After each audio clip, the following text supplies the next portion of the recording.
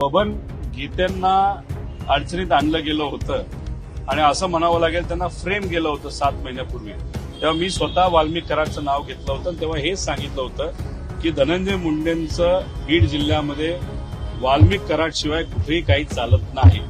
तिथं निर्णय हे वाल्मिक कराडच घेतात आणि दुर्दैव असं आज आपण परत एकदा त्या बाबतीत चर्चा करतोय, पण त्यात संतोष देशमुखांचा मर्डर तिथं झालेला आहे, म्हणजे त्यांचा जीव तिथं गेलेला आहे आणि आता परत एकदा त्याच विषयावर आपण चर्चा करतोय. त्यावेळेसच जर सरकारने आम्ही जे बोलतोय त्याच्यावर जर कारवाई केली असती तर आज संतोष देशमुख आज जिवंत असले असते. पण दुर्दैवाचं सरकारने त्या बाबतीत कुठेही काही केलं नाही. मी हेच सांगतोय की तिथं वाल्मिक कराड शिवाय बीडमध्ये कुठेही कुठला निर्णय हा घेतला जात नाही. अधिकाऱ्याला आणायचं असेल, अधिकाऱ्याची नियुक्ती करायची असेल, एखादं कॉन्ट्रॅक्ट घ्यायचं असेल, बिस्किट विकायचं असलं तरी वाल्मिक कराडला सांगितल्याशिवाय आपल्याला विकता येत नाही. त्याच्याच बरोबर आम्ही हे म्हणत नाही की धनंजय मुंडे